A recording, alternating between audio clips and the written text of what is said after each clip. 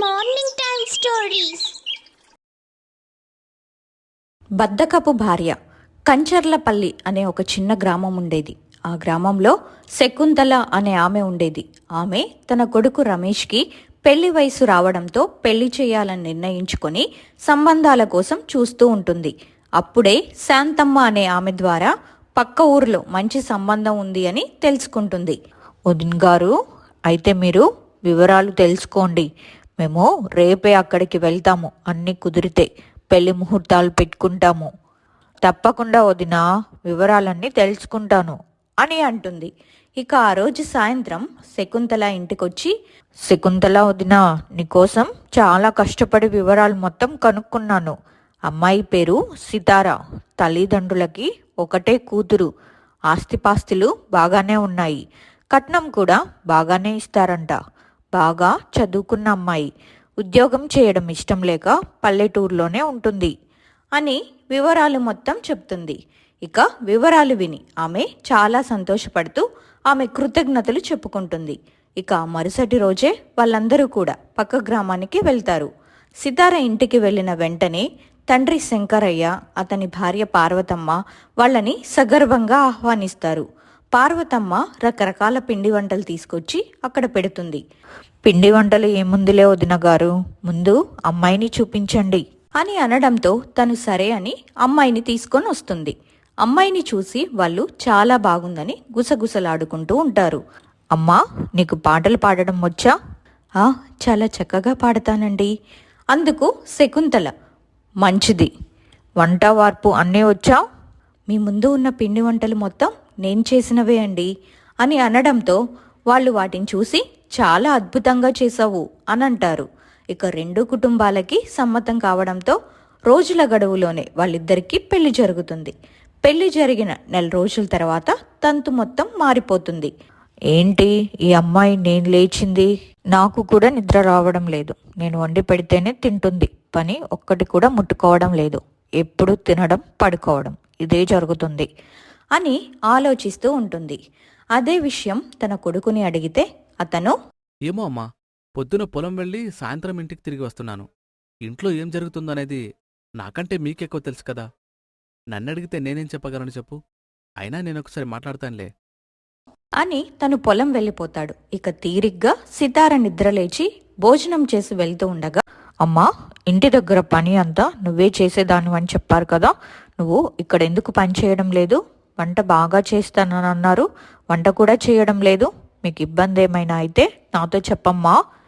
ఆ మాటలకి సితార ఏం చెప్పాలో అర్థం కాక వెంటనే అబద్ధం ఆడేస్తుంది. అయ్యో అత్తగారు, మీకు ఆ విషయం చెప్పలేదు కదా. మా ఊరిలో నాకు అలసట వ్యాధి ఉందని డాక్టర్ చెప్పారు. ఎక్కువ పని చేస్తే కళ్ళు తిరిగి పడిపోతాను. అందుకే అమ్మ నన్ను అస్సలు పని చేయనిచ్చేది కాదు. కానీ నేను మాత్రం మీకు భారంగా ఉన్నానని బాధగా ఉంది అని కళ్ళంబడి నీళ్లు తెచ్చుకుంది.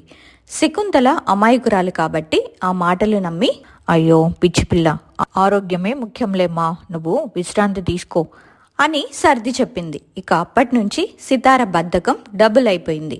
ఒకరోజు శకుంతలకి ఒంట్లో బాలేక పడుకుంది. ఆమె సితారని పిలిచి, అమ్మా సితార, ఈ రోజుకి వంట నువ్వే చేయాలి తల్లి అని అడిగింది. సితార తప్పక వంటగదిలోకి వెళ్ళింది. కానీ అసలు విషయం ఏంటంటే పెళ్లి చూపులప్పుడు సితార చెప్పినవన్నీ అబద్ధాలే. ఆ పిండి వంటలన్నీ వాళ్ళమ్మ పార్వతమ్మ చేసినవే. సితార వంట మొదలుపెట్టింది. కూరలో ఉప్పు వేయడం మర్చిపోయి కారం మాత్రం 3 చెంచాలు వేసింది. అన్నం వండుతూ సెల్ ఫోన్లో సినిమాలు చూస్తూ ఉండిపోయింది. అన్నం మాడిపోయి ఇల్లంతా వాసన వచ్చేస్తుంది. అప్పుడే రమేష్, అమ్మా, ఎక్కడో ఏదో కాలిన వాసన వస్తుంది. నాయనా, అది ఎక్కడో కాలిన వాసన కాదు, నా కోడలు చేసిన వంట వాసన. నా మాట వినగానే అతను ఆశ్చర్యపోతాడు. ఇంతలో సితార భోజనానికి రమ్మని పిలవడంతో రమేష్ భోజనం దగ్గర కూర్చొని ఒక్క ముద్ద నోట్లో పెట్టుకోగానే ఆ కారం దెబ్బకి కళ్ళల్లో నీళ్లు తిరిగాయి. సీతారా, ఇది వంకాయ కూర లేక మిరపకాయ పచ్చడా అని అరిచాడు. సితార నంగనాచిలా, అయ్యో నేను కొత్తగా ట్రై చేశానండి, ఆరోగ్యం కోసం ఉప్పు తగ్గించాను అని తప్పించుకుంది. కొన్ని రోజుల తర్వాత శాంతమ్మ సడన్గా ఇంటికొచ్చింది. అప్పుడు సితార హాయిగా మంచం మీద పడుకొని సీరియల్స్ చూస్తుంది. వాకిలి ఊడ్చలేదు, గిన్నెలు తోమలేదు. శాంతమ్మను చూడగానే శకుంతల అసలు విషయం అడిగేసింది. ఏమే శాంతమ్మ, అమ్మాయికి ఏదో జబ్బుందన్నావు కదా, ఆ సంగతి పెళ్లి ముందే చెప్పొచ్చు కదా. శాంతమ్మ ఆశ్చర్యపోయి, జబ్బా సితారక, దానికి తిండి మీద ఉన్న శ్రద్ధ పని మీద ఉండదు వదినా. పెళ్లి చూపులప్పుడు వాళ్ళమ్మ దాన్ని బ్రతిమిలాడి అబద్ధాలు చెప్పించింది. వంటలన్నీ వాళ్ళమ్మే చేసింది. అది తిని పడుకోవడం తప్ప పని ఎరగదు అని నాకు ఈ మధ్య తెలిసింది. నిజం తెలిసిన శకుంతలకి కోపం నశాలానికంటింది. సితారను గట్టిగా నిలదీసింది. నన్ను మోసం చేశావు కదమ్మా, ఆరోగ్యం బాలేదని అబద్ధం చెప్పి నాతో చాకిరీ చేయించుకుంటున్నావా? నీళ్లు నములుతూ, అత్తయ్య గారు, నేను పని చేస్తే అందం తగ్గిపోతుందని మా అమ్మ చెప్పింది. ఇక్కడ మీరేమో నన్ను పని మనిషిలా వాడుకుంటున్నారు. ఈ మాటలకు రమేష్కి కూడా కోపం వచ్చింది. అమ్మ నిన్ను కన్న కూతుర్లా చూసుకుంటుంటే నువ్వు అత్తాయని పని మనిషి అంటావా? పద్ధతి మార్చుకో సీతారా అని హెచ్చరించాడు. కానీ సితార తగ్గలేదు. నేను మీతో కలిసి ఉండలేను ఈ పాత ఇంట్లో, ఈ చాకరీలో. నా వల్ల కాదు. నాకు విడిగా కాపురం కావాలి, లేదంటే మా అమ్మ వాళ్ళ ఇంటికి వెళ్ళిపోతాను అని మొండికేసింది. శకుంతల మనసు విరిగిపోయింది. వద్దు నాయనా, నా వల్ల మీరు విడిపోవద్దు. ఆమెకి కావలసినట్టే వేరే కాపురం పెట్టుకోండి అని కన్నీళ్లు పెట్టుకుంది. రమేష్ ఇష్టం లేకపోయినా సితార పంతం వల్ల పక్కనే వేరే కాపురం పెట్టాడు. వేరే కాపురం పెట్టిన మొదటి రోజు రమేష్ పని చేయమని గట్టిగా మందలిస్తాడు. అలాంటివన్నీ నాకు తెలీదు. మిమ్మల్ని వేరే కాపురం పెట్టమని చెప్పింది నేను పని చేసి పెడతానని కాదు, మీరు పని చేసి పెట్టచ్చు అని. ఆ మాట వినగానే అతను ఆశ్చర్యపోతాడు. గొడవ కాస్త పెద్దదవుతుంది. కానీ చేసేదేం లేక అతనే ఇల్లు ఊడ్చడం దగ్గర నుంచి వంట వండడం దాకా ఆయనే చూసుకుంటాడు. సితార మాత్రం అలా హాయిగా పడుకుంటుంది. ఒకరోజు ఉదయం రమేష్ పొలం నుంచి అలసిపోయి ఇంటికి వచ్చాడు. సీతారా, ఆకలేస్తోంది, ఏమైనా వండావా? సితార సోఫాలో పడుకొని ఫోన్ చూస్తూ, వండానండి. ఫ్రిడ్జ్లో ఎండుమిరపకాయలు చింతమండు ఉన్నాయి. అవి తింటే కడుపులో మంట పుట్టి ఆకలి దానంతటా అదే చచ్చిపోతుందని మా అమ్మ చెప్పింది. కావాలంటే ట్రై చేయండి.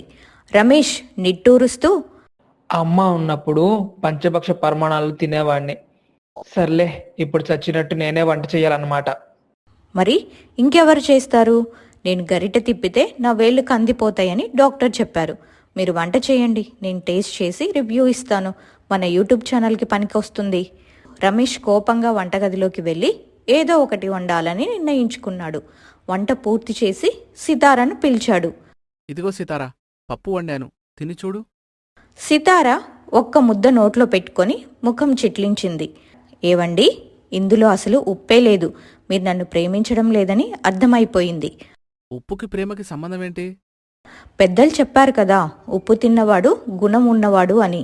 మీరు ఉప్పు వేయలేదంటే మీకు నా మీద మంచి గుణం లేదనే కదా. అయినా పర్లేదు, పక్కన పక్కింటి వాళ్ళ దగ్గర నుంచి ఊరగాయ తెచ్చుకున్నాను, అది వేసుకుంటాను అని అంటూ రోజులు గడుస్తున్నాయి. ఒక సాయంత్రం రమేష్ పార పట్టుకొని ఇంటికి వస్తే ఇల్లంతా దుమ్ముతో నిండిపోయి ఉంది. సీతారా, కనీసం ఇల్లు కూడా ఊడవలేదా? బూజు పడుతోంది. అయ్యో, మీకు అసలు సైన్స్ తెలీదండి. ఆ బూజు ఉంటేనే దోమలు అందులో చిక్కుకొని చచ్చిపోతాయి. ఇది మన ఇంటికి మనం ఏర్పాటు చేసుకున్న న్యాచురల్ నెట్. దీన్ని తుడి చేస్తే దోమలు కుట్టి మనకి జ్వరం వస్తుంది. నా ఆరోగ్యం కంటే మీకు ఇల్లు శుభ్రంగా ఉండడమే ముఖ్యమా? ఆ మాటలకు రమేష్ తల పట్టుకున్నాడు. నేనొక బద్దకపు భార్యను తెచ్చుకున్నాను అనుకున్నాను, కానీ నువ్వొక బద్దకపు సైంటిస్టువి అని అనుకున్నాడు. ఒకరోజు సితారకి రమేష్ మీద జాలి వేసి తానే గిన్నెలు తోముతానని ముందుకొచ్చింది. రమేష్ సంతోషంగా పొలానికి వెళ్ళాడు. సాయంత్రం వచ్చి చూస్తే సితార గిన్నెల్ని వాకిట్లో వరుసగా పెట్టి వాటి మీద నీళ్లు చల్లుతుంది. ఏంటి సీతారా ఇది? గిన్నెలు తోమ్మంటే స్నానం చేస్తున్నావా? అది కాదు రమేష్ గారు, సబ్బు పెట్టి తోమితే గిన్నెలు అరిగిపోతాయంట. అందుకే ప్రకృతి సిద్ధంగా వాన నీరు, పైప్ నీరు పడితే అవే శుభ్రపడతాయని వెయిట్ చేస్తున్నాను. ఈలోపు సీరియల్లో హీరోయిన్ అత్తగారిని ఎలా ఏడిపిస్తుందో చూసి నేర్చుకోవాలి కదా. రమేష్కి అప్పుడు అర్థమైంది, సితార బద్ధకాన్ని మార్చడం కంటే తానే వంటవాడిగా పనివాడిగా మారడం ఈజీ అని. ఇక రోజులు గడుస్తూ ఉండగా సితార తల్లిదండ్రులు పార్వతి, శంకరయ్య ఇద్దరూ కూడా వాళ్ళ కాపురం ఎలా ఉందో చూద్దామని ఇంటికి వస్తారు. అప్పుడు శకుంతల వారిని చూసి, వచ్చారా వదిన గారు, చాలా రోజుల తర్వాత వచ్చారు. మీ అమ్మాయి చాలా గొప్పది. పెళ్లి చూపుల్లో వచ్చినప్పుడు చాలా గొప్పగా మాటలు చెప్పారు కదా. బద్ధకం ఉన్నది అన్న సంగతి మాకు చెప్పకుండా దాచి పెళ్లి చేశారు. ఇప్పుడు ఆమె మా మీద గొడవ పెట్టుకొని వేరే కాపురం పెట్టింది. నా కొడుకుని మా నుంచి దూరం చేసింది అని తిట్టడం మొదలు పెడుతుంది. ఆ మాటలు విని వాళ్ళు చాలా బాధపడతారు. క్షమించండి వదిన గారు, పెళ్లి తర్వాత తను మారుతుందని అనుకున్నాను, కానీ ఇలా చేస్తుందని అస్సలు ఊహించలేదు. ఇప్పుడే దాని పని చెప్తాను అని కోపంగా వాళ్ళుంటున్న దగ్గరికి బయలుదేరుతారు. బయట ఎండ దంచి కొడుతుంది. రమేష్ పాపం పొలం పని ముగించుకుని వచ్చి చెమటలు చిందుతుండగా పీట మీద కూర్చొని బట్టలు ఉతుకుతున్నాడు. లోపల నుంచి సినిమా పాటలు గట్టిగా వినిపిస్తున్నాయి. పార్వతమ్మ లోపలికి వెళ్లి చూసేసరికి సితార మంచం మీద హాయిగా పడుకొని ఒక చేత్తో చిరుతిళ్ళు తింటూ మరో చేత్తో ఫోన్ చూస్తూ నవ్వుకుంటుంది. తల్లిని చూడగానే సితార ఎగిరి గంతేసి, అమ్మా వచ్చావా? కరెక్ట్ టైంకి వచ్చావు. రమేష్ గారు వంట చేస్తున్నారు. ఈరోజు నువ్వు కూడా ఇక్కడే తిని వెళ్ళు అని ఎంతో అమాయకంగా అంది. పార్వతమ్మకి కోపం నశాలాన్ని కంటింది. సితార చేతిలోని ఫోన్ లాక్కొని పక్కన పారేసి, ఏమే అసలు నీకు సిగ్గుగా ఉందా? బయట నీ భర్త బట్టలు ఉతుకుతుంటే నువ్వు ఇక్కడ మహారాణిలా పడుకుంటావా? పెళ్లి చూపుల్లో నేను అబద్ధం ఆడానంటే అత్తగారింట్లో అడుగు పెట్టాక బుద్ధిగా ఉంటావని. కానీ నువ్వు నా పరువు తీయడమే కాకుండా ఆ ముసలి ప్రాణం శకుంతల వదిన మనసు కూడా విరిచావు అని గట్టిగా అరిచింది. శంకరయ్య కూడా రమేష్ దగ్గరికి వెళ్ళి, నాయనా రమేష్, మమ్మల్ని క్షమించు. పెంచడంలో మేము చేసిన తప్పుకి నువ్వు శిక్ష అనుభవిస్తున్నావు. పదమ్మ సితారా, నిన్ను ఈరోజు మా ఇంటికి పట్టుకెళ్ళిపోతాను. పని నేర్చుకొని మనిషిలా మారే వరకు నువ్వు ఇంట్లో అడుగు పెట్టడానికి వీల్లేదు అని ఖరాఖండిగా చెప్పాడు. సితార భయపడిపోయి, నా వల్ల కాదు నాన్న, అక్కడ కూడా మీరు నాతో పని చేయిస్తారు, నేను రాను అని మొండికేస్తుంది. అప్పుడు రమేష్ ముందుకు వచ్చి, మామయ్య గారు ఆపండి. ఇప్పటివరకు తను నా భార్యని భరించాను, కాని తన బద్ధకం వల్ల నా తల్లికి దూరమయ్యాను. సితారా, నీకు విడిగా ఉండాలని ఉంది కదా, అలాగే ఉండు. కానీ ఇకపై నేను నీకు ఏ పని చేసి పెట్టను. వంట చేయను, బట్టలుతుకను. నీకు ఆకలేస్తే నువ్వే వండుకోవాలి. నీ పనులు నువ్వే చేసుకోవాలి. లేదంటే ఆకలితో ఉండటం నేర్చుకో అని తెగేసి చెప్పాడు. ఆమె ఏం మాట్లాడకుండా ఉంటుంది. కొంత సమయం తర్వాత తల్లిదండ్రులు వెళ్ళిపోయారు. రమేష్ కూడా తన బట్టలు సర్దుకొని, నేను మా అమ్మ దగ్గరికి వెళ్ళిపోతున్నాను. నీకెప్పుడు బుద్ధొస్తే అప్పుడు రా అని చెప్పి వెళ్ళిపోయాడు. తనకేం చేయాలో అర్థం కాక అలా నిలబడిపోతుంది. బద్దకపు భార్య 2 మొదటి భాగంలో రమేష్ తన బట్టలు సర్దుకొని, నీకు ఎప్పుడు బుద్ధి వస్తే అప్పుడేరా అని తెగేసి చెప్పి తల్లి శకుంతల దగ్గరికి వెళ్ళిపోయాడు. అప్పటి వరకు మహారాణిలా వెలిగిపోయిన ఆ ఇంట్లో సితార ఇప్పుడు ఒంటరిది. సూర్యుడు అస్తమిస్తున్నాడు. ఊరంతా చీకటి పడుతుంది. సితారకి ఆకలి మొదలయింది. వంటింట్లోకి వెళ్ళి చూస్తే రమేష్ అన్నట్లుగానే అక్కడ ఏమీ వండి లేదు. కనీసం మంచినీళ్లు కూడా గ్లాస్లోకి పోసిచ్చే నాథుడు లేడు. అబ్బా, ఈ రమేష్కి ఎంత గర్వం! నేనేమన్నా పని మనిషినా?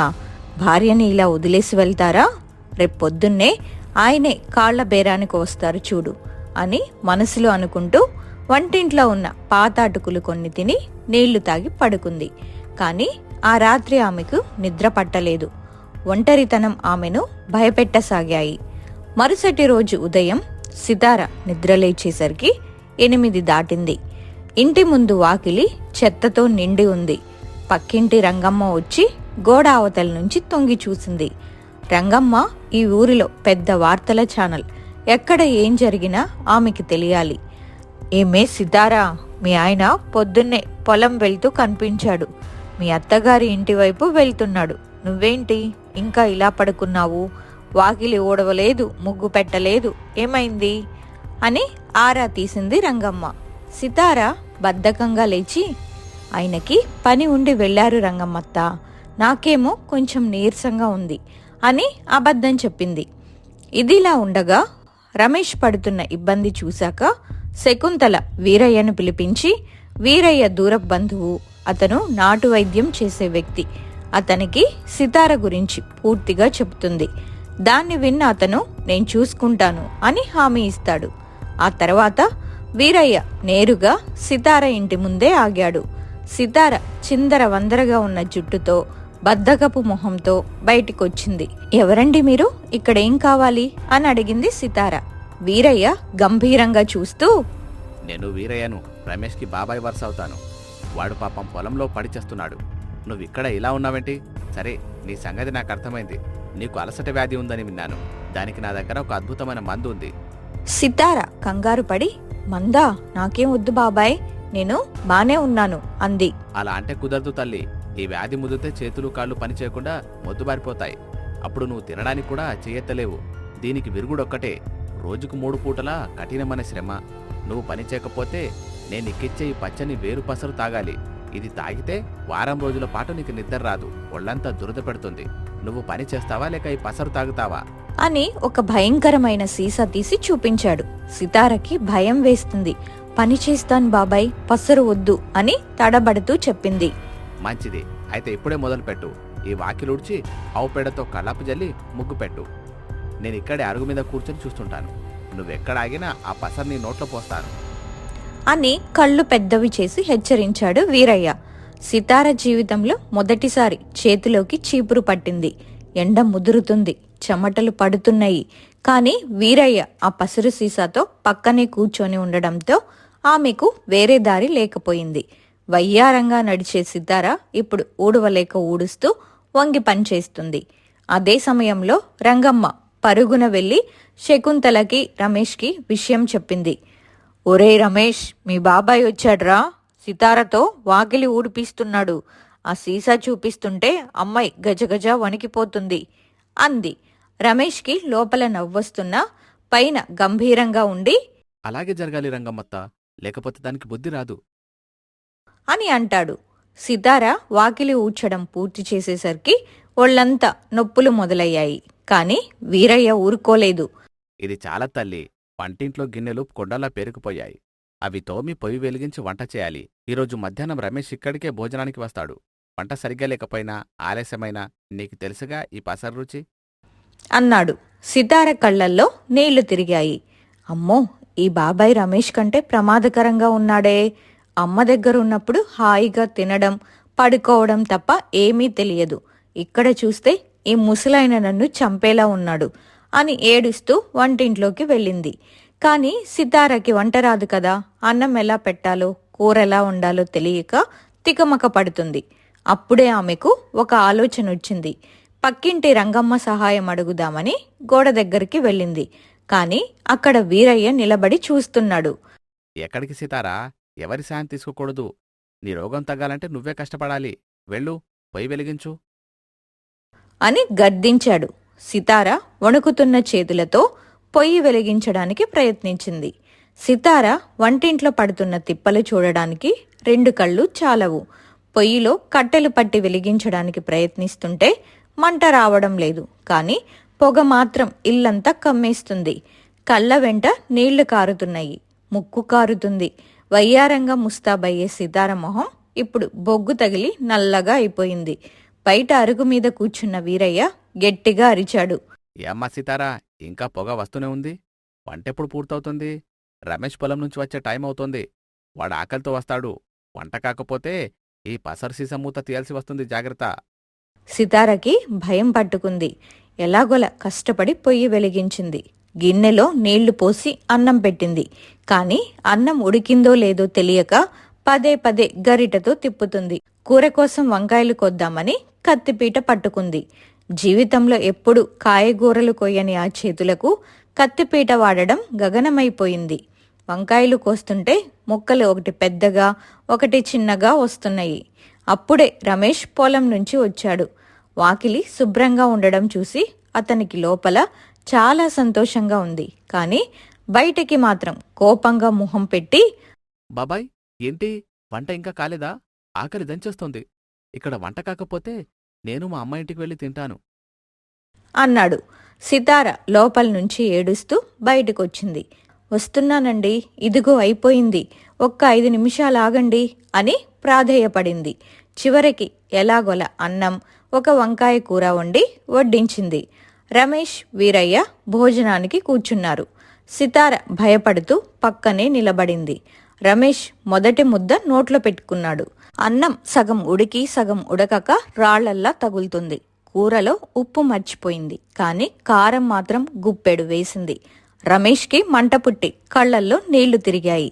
కాని వీరయ్య అతనికి కంటి సైగతో ఏమీ అనొద్దు అని చెప్పాడు.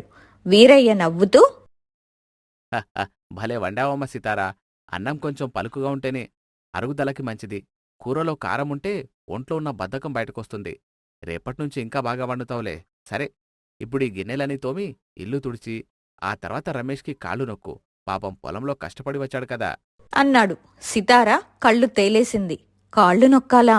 నాకే ఇక్కడ ఒళ్ళు నొప్పులుగా ఉంటే ఆయనకి నేను నొక్కాలా అని గొణిగింది. వెంటనే వీరయ్య తన సంచిలో నుంచి ఆ పచ్చని పసురు సీసా బయటికి తీశాడు. ఏమన్నావు సీతారా? నొప్పిగా ఉందా? అయితే ఈ మందు తాగాల్సిందే. ఇది తాగితే నొప్పులు మాయం, రోజంతా నిద్రరాదు అన్నాడు. వద్దు బాబాయ్, నొక్కుతాను, ఇప్పుడే నొక్కుతాను అని సితార రమేష్ కాళ్ల దగ్గర కూర్చుంది. రమేష్ మనసులో, చాలా వింతగా కొంచెం గర్వంగా కూడా అనిపిస్తుంది.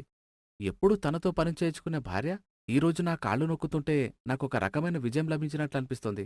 సాయంత్రం అయ్యేసరికి సితార నీరసించిపోయింది. అప్పుడే ఊరి చివర ఉండే మల్లమ్మ అనే ఆవిడ అక్కడికి వచ్చింది. మల్లమ్మ ఈ గ్రామంలో చాలా తెలివైనది. ఎవరికి ఏ కష్టం వచ్చినా సలహాలు ఇస్తుంది. ఆమెకు సితార పరిస్థితి చూసి జాలి వేసింది. కాని సితార మారాలని ఆమె కూడా కోరుకుంది. మల్లమ్మ సితార దగ్గరకు వెళ్ళి, ఏమ్మా సితారా, ముఖం అలా అయిపోయిందేంటి? పని చేయడం కష్టంగా ఉందా? చూడు తల్లి, ఈ బద్ధకం నీకు శత్రువు. ఈ వీరయ్య బాబాయ్ మందు కంటే నువ్వు పని నేర్చుకోవడం చాలా సులభం. రేపు ఉదయం నేను చెరువుకి వెళ్తున్నాను బట్టలు ఉతకడానికి. నువ్వు కూడా నీ బట్టలు పట్టుకొని రా. అక్కడ పని ఎలా సులభంగా చేయాలో నేర్పిస్తాను అంది. మరుసటి రోజు ఉదయం సితార బట్టల మూట పట్టుకొని చెరువు దగ్గరకు వెళ్ళింది. అక్కడ ఊరి ఆడవాళ్లంతా బట్టలు ఉతుకుతూ ముచ్చట్లు చెప్పుకుంటున్నారు. సితారాన్ని చూడగానే అందరూ నవ్వడం మొదలుపెట్టారు. చూడండి, బద్ధకపు కోడలు బట్టలు ఉతకడానికి వచ్చింది అని ఒకరు కేక వేశారు. సితారకి అవమానంగా అనిపించింది. బట్టలు బండగేసి కొట్టడం ఆమెకి తెలియదు. సబ్బు ఎక్కువగా రుద్దేసి బట్టలు పాడయ్యేలా చేస్తుంది. అప్పుడే మల్లమ్మ ఆమె దగ్గరకొచ్చి, అలా కాదు సితారా, ఇలా చెయ్యి అని పని నేర్పించడం మొదలుపెట్టింది. కానీ సితార మనసులో ఒక కుతంత్రం మొదలయ్యింది. ఈ వీరయ్య బాబాయ్ని ఇక్కడి నుంచి పంపిస్తే తప్ప నాకు విముక్తి కలగదు. ఆయన సీసాలో ఉన్న మందు పారబోసి అందులో వేరే ఏదైనా పోస్తే ఆయన భయం పోతుంది కదా అని ప్లాన్ వేసింది. ఆ రోజు రాత్రి అందరూ నిద్రపోయాక సితార మెల్లగా అరుగు మీద ఉన్న వీరయ్య సంచి దగ్గరికి వెళ్ళింది. ఈ పచ్చని పసురు సీసా తీసింది. దాన్ని పారబోసి అందులో వేపాకు రసం, నీళ్లు కలిపి నింపేసింది. ఇప్పుడు చూస్తాను నీ మందు పవర్ ఏంటో ముసలాయన అని ముసిముసి నవ్వులు నవ్వుకుంటూ వెళ్ళి పడుకుంది. మరుసటి రోజు ఉదయం వీరయ్య నిద్రలేచి సీసా తీసి చూశాడు. ఆయన ముఖంలో ఒక వింతైన మార్పు వచ్చింది. సితార వైపు చూసి గంభీరంగా నవ్వాడు. సితార ముఖంలో ఈరోజు కొత్త వెలుగు కనిపిస్తుంది. వీరయ్య బాబాయ్ పసరు సీసాలు అసలు మందు తీసేసి వేపాకు రసం నింపేశాను కదా అన్న ధీమాలో ఆమె ఉంది. ఇక ఈ ముసలాయన ఏం చేసినా భయపడేదే లేదు అని మనసులో నవ్వుకుంటూ తీరిగ్గా మంచం మీద కూర్చొని తన పాత అలవాటు ప్రకారం ఫోన్ తీసింది. బయట అరుగు మీద కూర్చున్న వీరయ్య సితార అలజడి గమనించాడు.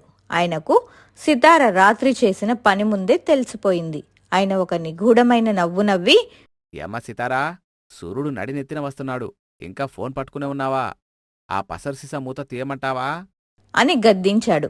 సితార ఏమాత్రం భయం లేకుండా బయటికి వచ్చి, తీయండి బాబాయ్, ఆ మందు తాగడానికి నేను సిద్ధంగానే ఉన్నాను. కానీ ఒక్క మాట, ఆ మందు తాగితే నా బద్ధకం వదిలిపోతుందని గ్యారెంటీ ఏంటి అని ఎదురు ప్రశ్నించింది. ఆశ్చర్యపోయినట్లు నటించి, అవునమ్మా, కాని తాగే ముందు ఈరోజు కొత్త పని ఉంది. రమేష్ పొలంలో కలుపు తీస్తున్నాడు. నువ్వెళ్ళి అతనికి భోజనం అందించి కాసేపక్కడ పనిలో సాయం చేసి రావాలి అన్నాడు. నేనా? పొలానికా? ఈ ఎండలోనా అని సీతార ముఖం తిప్పుకుంది. నా వల్ల కాదు బాబాయ్, కావాలంటే మీ పసరు పోయండి, నేను తాగుతాను అని మొండిగా సీసా వైపు చేయి చాచింది. వీరయ్య వెంటనే సీసా తీసి సితార చేతికి ఇచ్చాడు. సరే, నీ ఇష్టం, తాగు అన్నాడు. సితార గర్వంగా ఆ సీసా అందుకొని గటగటా తాగేసింది. హా, వేపాకు రసం చేదుగా ఉంది, కానీ బాబాయ్ చెప్పినట్లు దురదలు, నిద్రలేని రాత్రులు ఏమీ ఉండవు అని మనసులో మురిసిపోయింది. కానీ 5 నిమిషాల తర్వాత సితారకి ఒంట్లో ఏదో వింతగా అనిపించడం మొదలైంది. కడుపులో తిప్పినట్లయి నోరంతా విపరీతమైన చేదెక్కింది. అది మామూలు వేపాకు రసం కాదు. వీరయ్య దానికి ముందే కొన్ని విరోచనాల మూలికలు కలిపి ఉంచాడు. సితార మొహం తెల్లబారిపోయింది. బాబాయ్, నాకేదో అవుతుంది అంటూ పరుగున లోపలికి వెళ్ళింది. 10 నిమిషాలకు ఒకసారి లోపలికి బయటికి తిరుగుతూ సితార హడలిపోయింది. అప్పుడే రమేష్ ఇంటికి వచ్చాడు. సితార అవస్థ చూసి కంగారు పడ్డాడు. వీరయ్య మెల్లగా రమేష్ని పక్కకు తీసుకువెళ్ళి, ఏం కంగారు పడకు రమేష్, తనకి వేపాకు రసంలో కొంచెం విరేచనాల మందు కల్పించాను. బద్ధకం వదిలించాలంటే ముందు కడుపులో ఉన్న మరణం వదలాలి కదా. రేపట్నుంచి తను పనికి నో అని అనదు చూడు అని అంటాడు. సాయంత్రం అయ్యేసరికి సితార నీరసించి అరుగు మీద పడిపోయింది. అప్పుడు వీరయ్య ఒక కొత్త క్యారెక్టర్ని అక్కడికి పిలిపించాడు. ఆమె పేరు అచ్చమ్మ. అచ్చమ్మ ఈ ఊరిలో కష్టానికి మారుపేరు. ఆమెకు 4 పిల్లలు, 5 ఎకరాల పొలం, ఇంటి నిండా పశువులు. ఇవన్నీ ఆమె ఒక్కతే చూసుకుంటుంది. వీరయ్య అచ్చమ్మని చూపిస్తూ, సితారా చూడు, ఈమె అచ్చమ్మ. నీకంటే వయసులో చాలా పెద్దది. కానీ ఈమె చేసే పనుల్లో నువ్వు 10వ వంతు కూడా చేయవు. రేపట్నుంచి నువ్వు అచ్చమ్మ దగ్గర పని నేర్చుకోవాలి. ఆమె ఎక్కడికి వెళ్తే అక్కడికి వెళ్ళాలి. లేకపోతే రేపు ఇంకో సీసా మందు రెడీగా ఉంది అన్నాడు. సితార నీరసంగా తలూపింది. అచ్చమ్మ సితార దగ్గరకొచ్చి, ఏంటమ్మా సితారా, నీరసంగా ఉన్నావు? రేపు ఉదయం 4ంటికే లేచి మా ఇంటికొచ్చేయి. ముందుగా పశువుల పాక కడగాలి, ఆ తర్వాత పాలు పితకాలి. పని నేర్చుకుంటే అందం పోదు తల్లి, ఆరోగ్యం పెరుగుతుంది అని ధైర్యం చెప్పింది. మరుసటి రోజు ఉదయం సితార అయిష్టంగానే లేచి అచ్చమ్మ ఇంటికి వెళ్ళింది. అక్కడ పేడ తీయడం, పాక కడగడం వంటి పనులు చూసి సితారకి వాంతులొచ్చినంత పనయ్యింది. కానీ అచ్చమ్మ ఆమెకు పనిలో ఉన్న మెలకువలు చెబుతూ పాడుతూ పని చేయించడం మొదలుపెట్టింది. పని మధ్యలో అచ్చమ్మ ఒక మాటంది. సితారా, నువ్వు పని చేస్తే మీ అత్తగారు శకుంతలమ్మ ఎంత సంతోషిస్తుందో తెలుసా? ఆమె తన కోడలు గొప్పగా ఉండాలని ఊరంతా గొప్పలు చెప్పుకుంది. నువ్విలా ఉండడం చూసి ఆమె కుమిలిపోతుంది. నీ భర్త రమేష్ కూడా నిన్ను ప్రేమిస్తున్నాడు కాబట్టే భరిస్తున్నాడు, లేకపోతే ఏనాడో పూర్తిగా వదిలేసేవాడు. ఆ మాటలకు సితార మనసుని కొంచెం కదిలించాయి. నిజమేనా?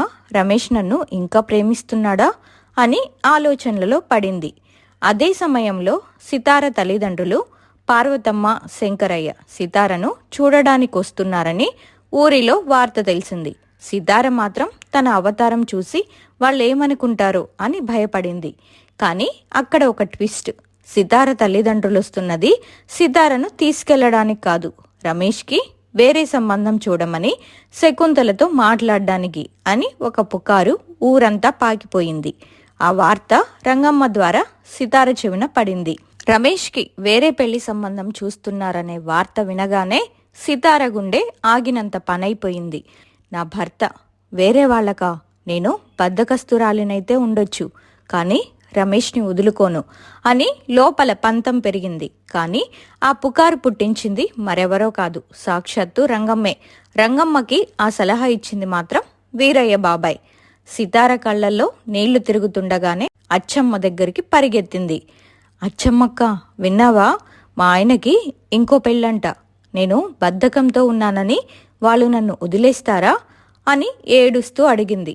అచ్చమ్మ ఆమెను ఓదారుస్తూ, చూడు సితారా, ఎవరైనా పనిచేసే భార్య కావాలనే కోరుకుంటారు. నువ్వు మారతావని నీకు ఇంత సమయం ఇచ్చారు, కానీ నువ్వు మాత్రం బాబాయ్ మందును కూడా మోసం చేయాలని చూసావు. ఇప్పటికైనా మించిపోయింది లేదు.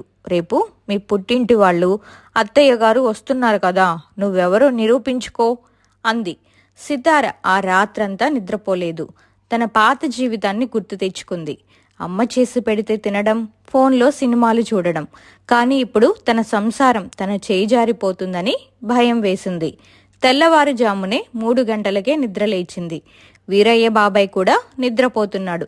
మొదటిసారి సితార ఎవరికీ చెప్పకుండా పని మొదలుపెట్టింది. ఇల్లంతా తుడిచి పేడ నీళ్లతో కల్లాపి చల్లింది. రంగమ్మ సాయం అడగకుండా అచ్చమ్మ నేర్పినట్టు పెద్ద ముగ్గు పెట్టింది. వంటింట్లోకి వెళ్ళి ఈసారి సెల్ ఫోన్ పక్కన పడేసి శ్రద్ధగా అన్నం, పప్పు, పచ్చడి వండింది. ఉదయం 8 గంటలకు వీరయ్య రమేష్ నిద్రలేచి బయటకొచ్చి చూసి నోరెళ్లబెట్టారు. వాకిలి మెరిసిపోతుంది. వంటింటి నుంచి కమ్మని పోపు వాసన వస్తుంది. అప్పుడే ఒక కొత్త క్యారెక్టర్ ఎంట్రీ ఇచ్చింది. ఆమె పేరు లావణ్య. లావణ్య పక్క ఊరి పెద్ద మనిషి కూతురు. చాలా అందంగా ఉంటుంది. పైగా పనులన్నీ చకచకా చేస్తుంది. శకుంతలమ్మ లావణ్యను వెంటబెట్టుకొని సితార ఇంటికి వచ్చింది.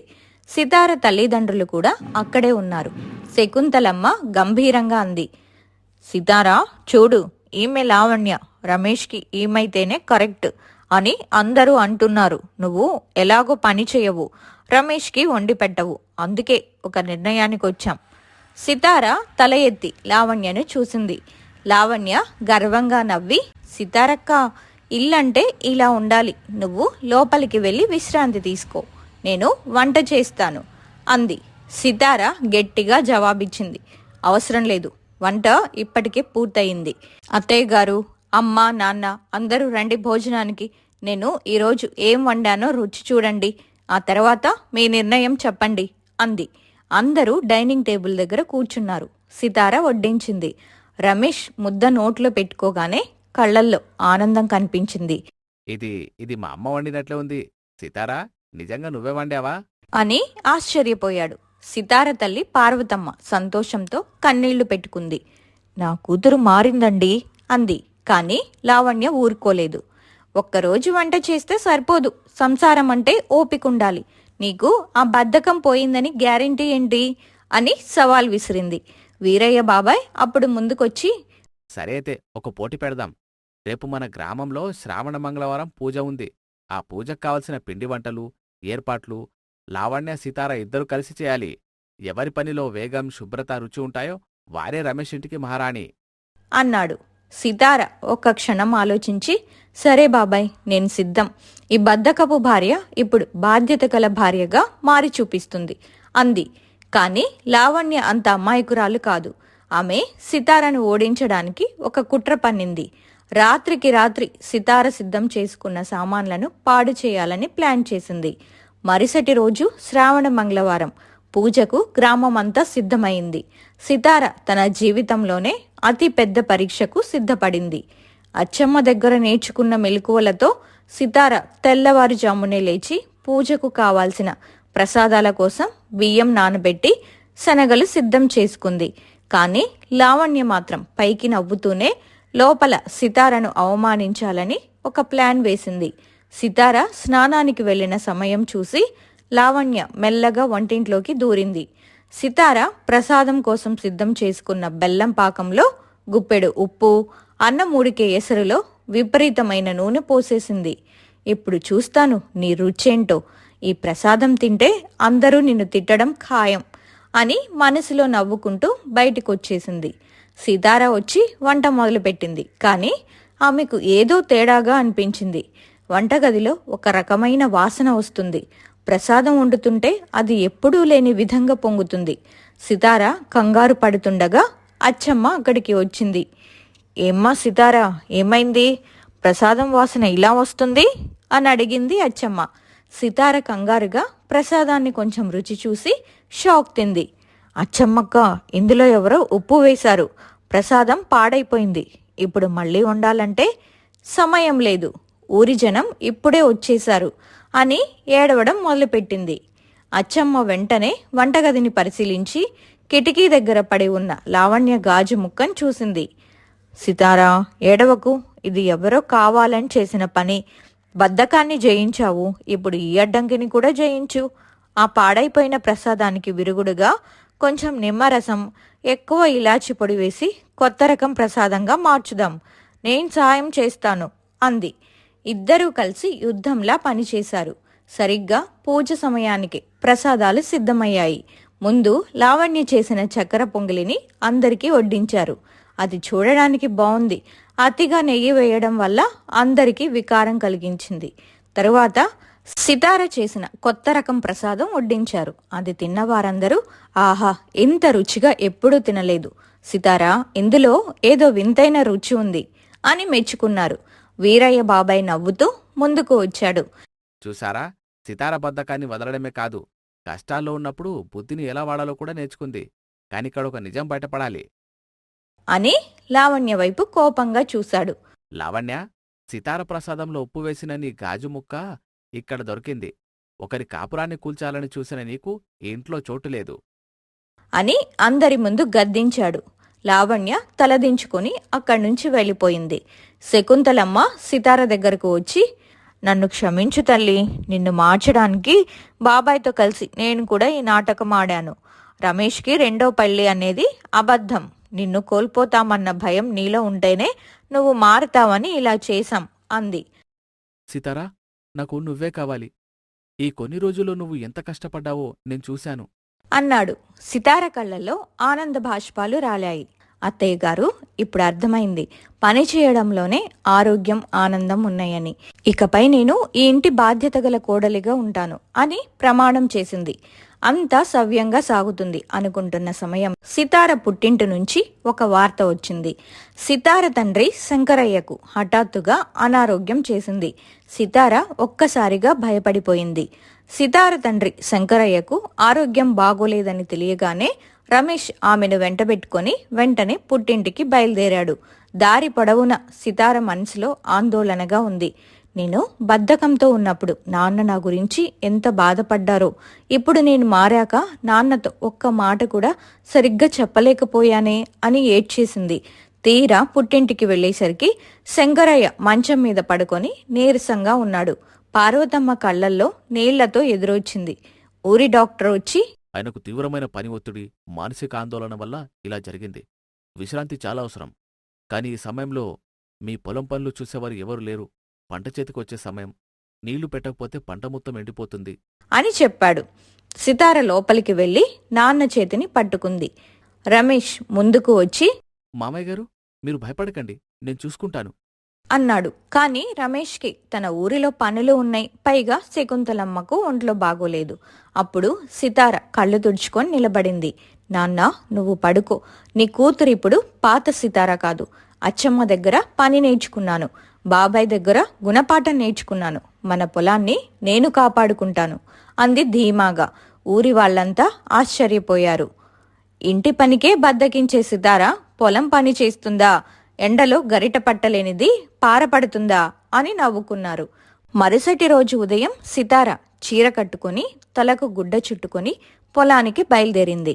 అక్కడ ఆమెకు ఒక కొత్త శత్రువు ఎదురయ్యాడు. అతని పేరు భూపతి. భూపతి ఆ ఊరిలో పెద్ద మనిషి అని చెప్పుకుంటూ పక్కనే ఉన్న శంకరయ్య పొలాన్ని ఎలాగైనా కాజేయాలని చూస్తున్నాడు. సితార పొలంలోకి దిగగానే భూపతొచ్చి ఆపాడు. ఏ సితారా, ఆడదానికి నీకేం తెలుసు పొలం పని? నీ నాన్న నా దగ్గర అప్పు చేశాడు. ఈ పంట పోతే పొలం నా వశమవుతుంది. అనవసరంగా ఈ ఎండలో కష్టపడకు, వెళ్ళి ఇంట్లో పడుకో అని హేళన చేశాడు. సితార తగ్గలేదు. భూపతి గారు, నాన్న అప్పు తీరుస్తాడు. ఈ పంట తీసే బాధ్యత నాది. అడ్డం వస్తే బాగుండదు అని గట్టిగా చెప్పి పని మొదలుపెట్టింది. నీళ్లు పెట్టడం, కలుపు తీయడం సితార ఒక్కతే కష్టపడుతుంది. ఎండ దంచి కొడుతుంది. చేతులు కందిపోతున్నాయి. కాని ఆమె వెనక్కి తగ్గలేదు. రమేష్ పక్క ఊరి నుంచి రోజు వచ్చి సాయం చేస్తున్నా సితార పట్టుదలతో పనిచేస్తుంది. ఒకరోజు రాత్రి భూపతి సితార పొలానికి వచ్చి నీళ్లను కట్టేయాలని కుట్ర పన్నాడు. కాలువ గట్టు తెక్కొట్టి నీళ్లన్నీ వేరే వైపు వెళ్లేలా చేశాడు. ఉదయాన్నే వచ్చి చూసిన సితారకి విషయం అర్థమైంది. మట్టిపార తీసుకొని ఒంటరిగా ఆ గట్టును పూడ్చడానికి సిద్ధపడింది. అప్పుడే అక్కడికి అచ్చమ్మ వచ్చింది. సితారా, నీ పట్టుదలను చూసి నేను ఊరుకోలేకపోయాను. నీకు తోడుగా నేనొచ్చాను అంది. ఇద్దరు ఆడవాళ్లు కలిసి ఆ గడ్డను పూడ్చి పొలానికి నీళ్లొచ్చేలా చేశారు. వారం రోజులు గడిచాయి. సితార శ్రమ ఫలించింది. పంట కళకళలాడుతుంది. శంకరయ్య ఆరోగ్యం కుదుట పడింది.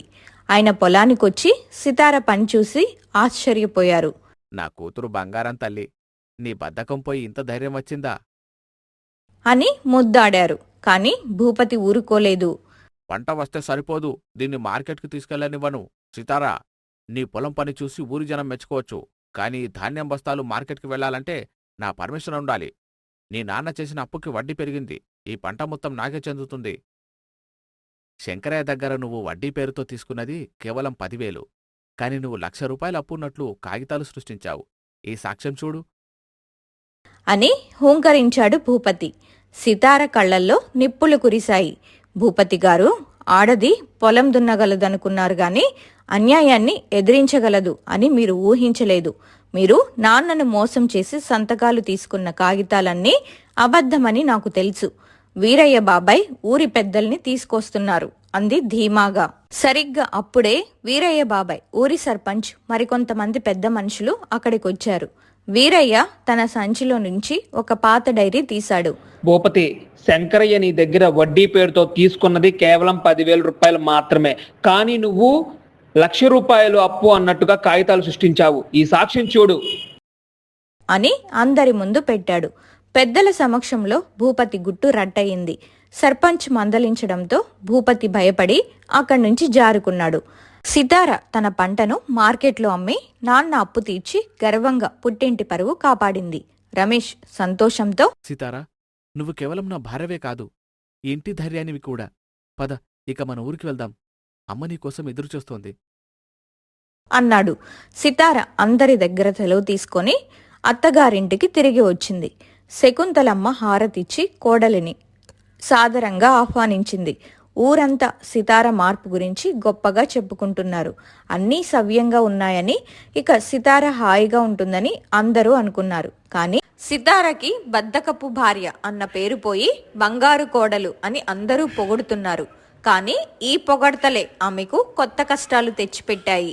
సితార దేనికి లేదు అని చెప్పలేకపోతుంది. ఒకరోజు ఉదయం సితార ఇంటికి రంగమ్మ, మంగమ్మ వచ్చారు. వాళ్ళు తనతో, ఏమే సితారా, నీ చేతి పచ్చడంటే మా ఆయనకి ప్రాణం.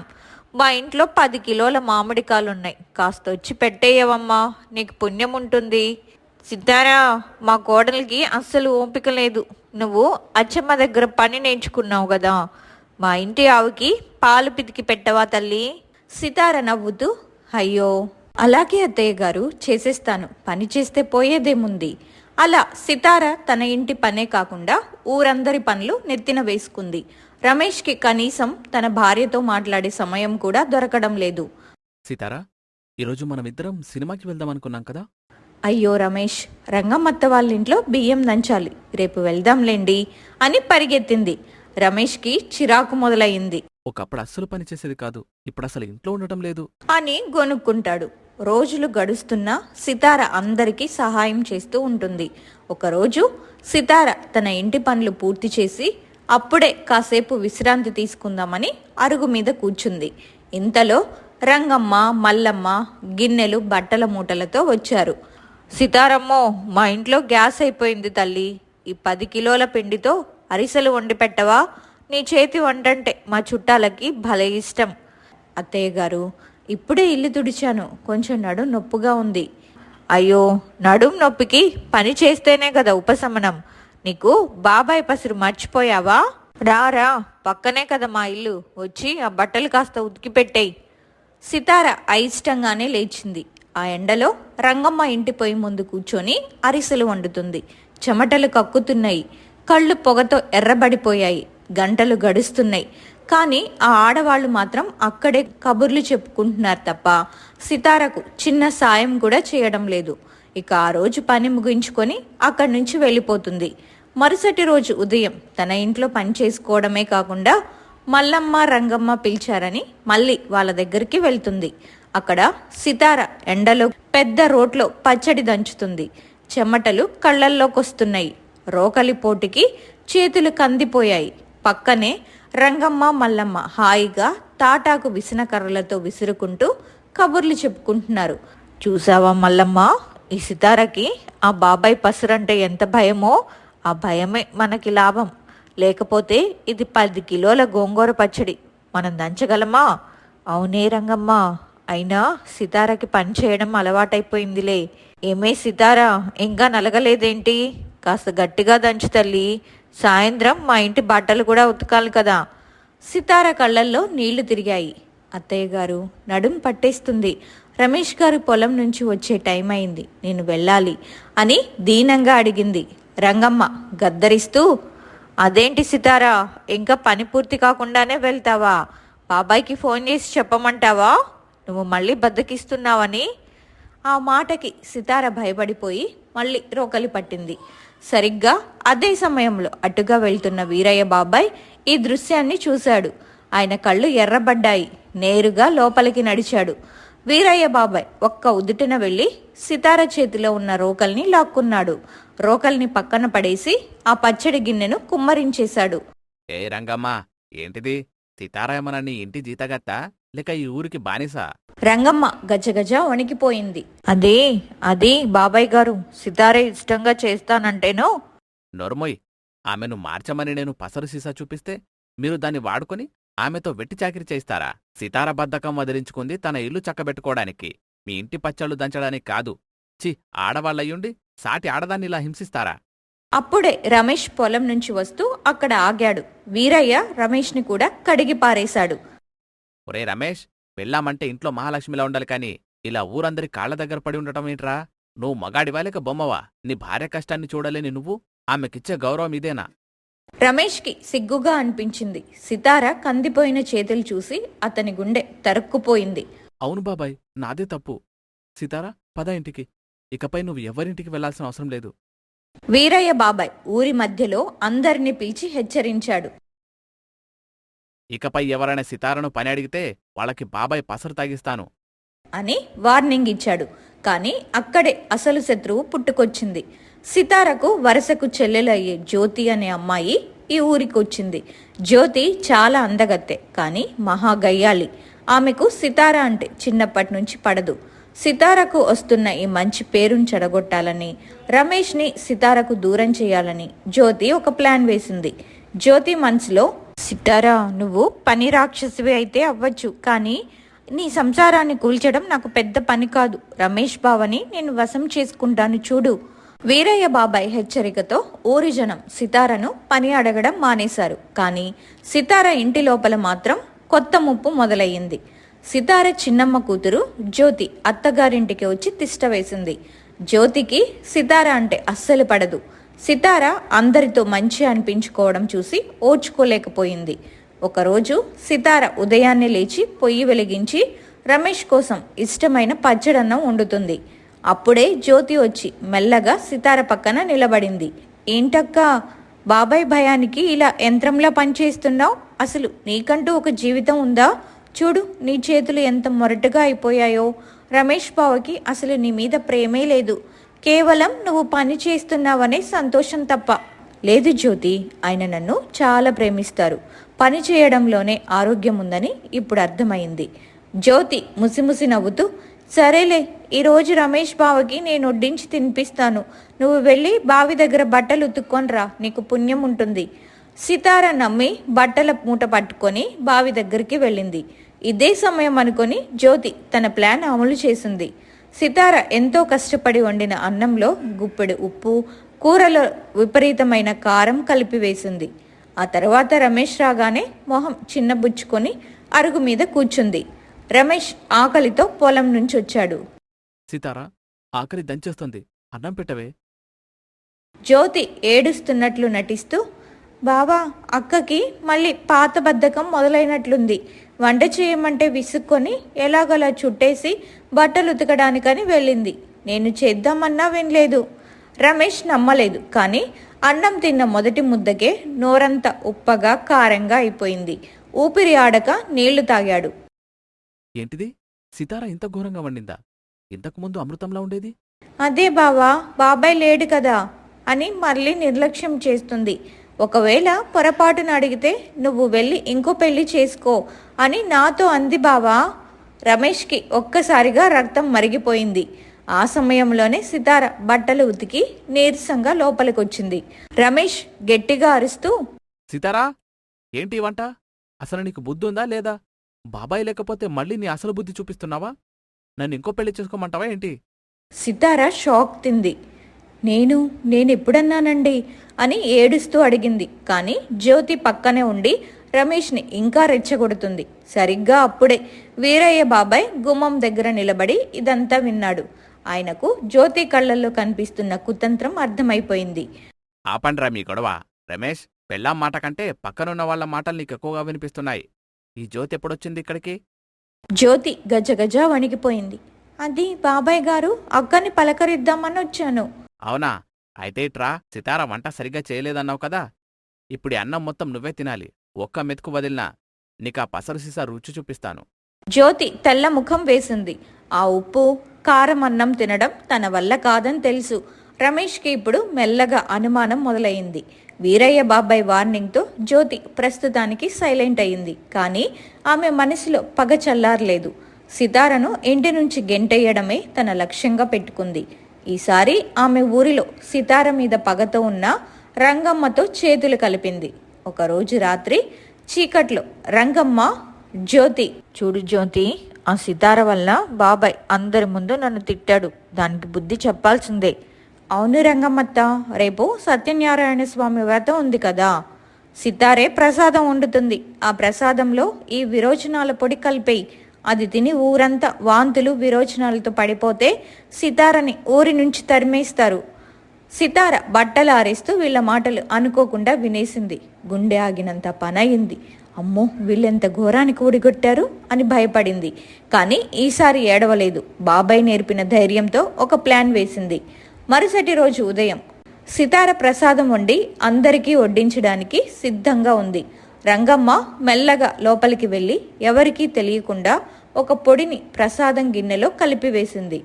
అది చూసిన సితార దూరం నుంచి నవ్వుకుంది. సితార అందర్నీ పిలుస్తూ, రండి రండి, ప్రసాదం సిద్ధమైంది. కానీ ఈరోజు ఒక వింత జరిగింది. ప్రసాదం వండుతుండగా ఒక పాము వచ్చి గిన్నెలో పడింది. అందుకే ఆ గిన్నెను పారబోసి వేరే గిన్నెలో వండాను. ఆ పాము పడిన ప్రసాదం ఇక్కడే పక్కన గిన్నెలో ఉంది. దీన్ని పారేయాలి అని సితార ఒక పక్కనున్న గిన్నెను చూపించింది. నిజానికి అందులోనే రంగమ్మ పొడి కలిపింది. రంగమ్మ దొరికిపోయింది. రంగమ్మ కంగారు పడిపోయింది. అయ్యో, పారేయడం ఎందుకు, నేనే పట్టుకెళ్ళి మా పెరట్లో చెత్తలో పారేస్తాను అని ఆ గిన్నెను పట్టుకుంది. అప్పుడే వీరయ్య బాబాయ్ ఎంట్రీ ఇచ్చాడు. ఆగురంగమ్మ, పాము పడిన ప్రసాదమని తెలిసి నువ్వెందుకు పట్టుకెళ్తున్నావు? ఒకవేళ అందులో విషం ఉంటే సరే, సితార చెప్పింది నిజమో కాదో తెలియాలంటే ఆ ప్రసాదాన్ని ముందు నీకు, జ్యోతికి పెడతాను. మీకు ఏమీ కాకపోతే అందరూ తింటారు. జ్యోతి మొహం పాలిపోయింది. బాబాయ్ గారు, నాకొద్దు అని వెనక్కి తగ్గింది. వీరయ్య గర్జిస్తూ, ఎందుకు వద్దు? అంటే ఇందులో మీరేదో కలిపారని మాకు అర్థం కావాలా? సితారా, నిజం చెప్పు. సితార అప్పుడు అసలు విషయం బయటపెట్టింది. బాబాయ్, ప్రసాదంలో పాము పడలేదు. వీళ్ళిద్దరూ కలిసి ఇందులో ఏదో కలపడం నేను చూశాను. అందుకే గిన్నెలు మార్చాను. ఇప్పుడు వీళ్ళు దీన్ని తింటే నిజం బయటపడుతుంది. రమేష్కి అసలు విషయం అర్థమైపోయింది. తన భార్యను అనుమానించినందుకు తన మీద తనకే అసహ్యం వేసింది. ఛీ, జ్యోతి, ఇంట్లో పెట్టుకుంటే నా సంసారంలో నిప్పులు పోస్తావా? రంగమ్మత్త, నీకు సిగ్గుగా లేదు? ఇప్పుడే మీరు ఈ ఊరు వదిలి వెళ్ళాలి అని అనడంతో రంగమ్మ, జ్యోతి అవమానంతో ఊరు వదిలి వెళ్లారు. రంగమ్మ, జ్యోతి అవమానంతో తలదించుకొని ఊరు వదిలి వెళ్ళిపోగానే ఇంటి ముందున్న ఊరి జనం అందరూ సితార ధైర్యాన్ని, తెలివితేటలను చూసి చప్పట్లు కొట్టారు. రమేష్ కళ్లల్లో నీళ్లు తిరిగాయి. సితార దగ్గరకొచ్చి ఆమె చేతులు పట్టుకొని, సితారా, నన్ను క్షమించు. బయట వాళ్ల మాటలు నమ్మి నీ మనసు నొప్పించాను. వంటలో ఉప్పు కారం ఎక్కువైనా అది నీ పని అనుకున్నాను. అంతేకాని నీ వెనక ఎవరో కుట్ర చేస్తున్నారని గమనించలేకపోయాను. ఈ ఇంటి మహాలక్ష్మి నువ్వు అని భావోద్వేగంతో అన్నాడు. సితార చిరునవ్వుతో, పర్వాలేదు రమేష్ గారు, ఈ కష్టాల వల్లే నా మీద నాకు నమ్మకం పెరిగింది. అయినా బాబాయ్ ఉండగా మనకేం భయం అంది. కొన్నాళ్ల తర్వాత సితార ఇప్పుడు ఊరి జనమందరికీ సహాయం చేస్తూనే తన ఇంటిని ఒక నందనవనంలా తీర్చిదిద్దింది. రమేష్, సితార ఇద్దరూ కలిసి పొలానికి వెళ్తూ సాయంత్రం వేళల్లో కబుర్లు చెప్పుకుంటూ ఎంతో సంతోషంగా గడుపుతున్నారు. ఊరి జనం ఇప్పుడు సితారను చూసి, అదిగో మన ఊరి బంగారు కోడలు వెళ్తుంది అని గౌరవంగా చెప్పుకుంటున్నారు. బద్ధకాన్ని జయించి బాధ్యతను స్వీకరించిన సితార కథ అలా సుఖంగా ముగిసింది.